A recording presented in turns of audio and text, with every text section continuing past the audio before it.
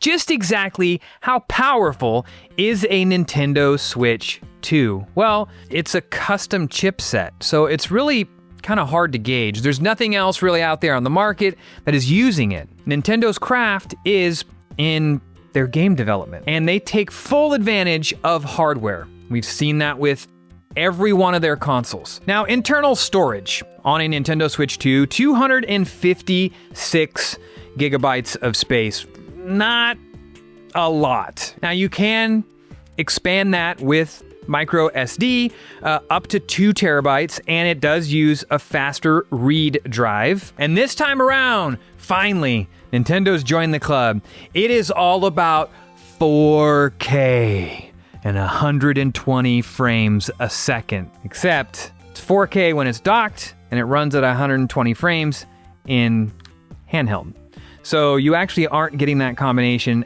To my knowledge, you're not getting that combination together. The screen on a Switch 2 is not 4K, it's 1080, and it's not going to play in 4K at 120 frames. When it's docked on your television, it's going to play in 60 frames.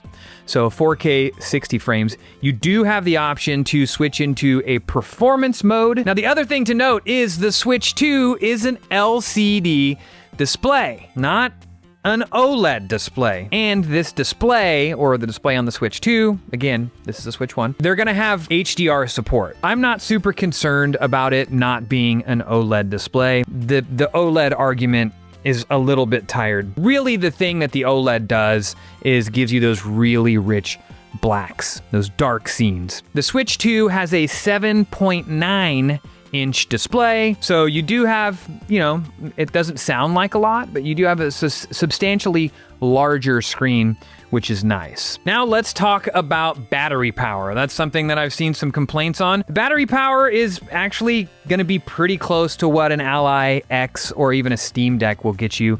They're saying it's between 2 and 6.5 hours of gameplay in handheld mode. One of the good things is they added another USB port to the top of the Switch, which is fantastic because you can set it down and you can charge while you have this thing, It does have a kickstand, and I should note that the new dock for the Switch 2 does have a built-in cooling fan. The thing must have, substantially more horsepower than this, enough for it to warrant needing to be cooled while it's in a dock, or them feeling like they needed to add a cooler. Nobody wants to run into the red ring of death situation, right?